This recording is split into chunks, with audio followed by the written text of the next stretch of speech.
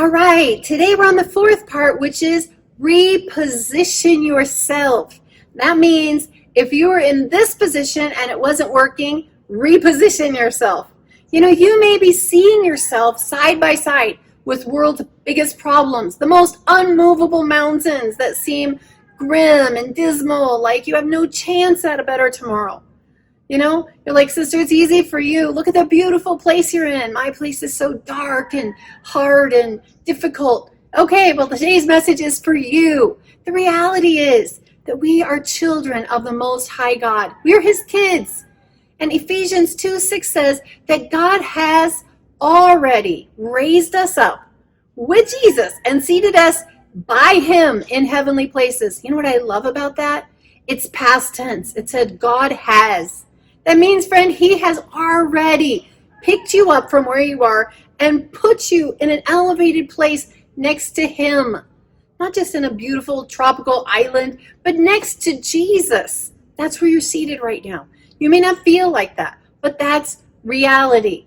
So if you're seated with Him, how does that change your perspective on things? So even the biggest thing, even the thing that seems like this big skyscraper building, you know, when you fly up in an airplane, you can't even see that skyscraper anymore. It's so tiny, and then when it gets to its full elevation, you can't even see the ground. How would your perspective on your situation change if you really saw yourself seated next to Jesus, to the Father of the universe, the King of Kings? You know, right now we worry about, oh, I wasn't invited to this party, or so-and-so forgot my name. But how would you feel if you were like at the table with the King, seated next to Him in this place of honor? You would not be thinking about all these small things. That's where we need to position ourselves, so that all these little things that are pulling us down, they're a weight. Like we talked about on the first day, letting it go. That weight that slows you down so you can't run the race God has for you. That's what we want to let go of. And one way to do that is to reposition ourselves. So in that place, the repositioned place, guess what happens? You let go of all the old, and everything becomes new.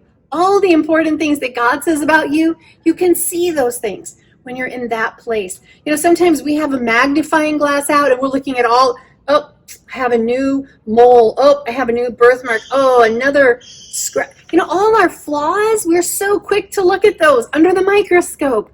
But God says, you are fearfully and wonderfully made. You're beautiful. He sees you from the inside out. And He says, see yourself the way I do. So if you don't see yourself the way He does, or you're not seeing your situation the way He does, today, reposition yourself. It is never too late to stop and reposition yourself so that you can live in His purpose. And I promise you that when you release those weights that are holding you back, it is so much easier to fly.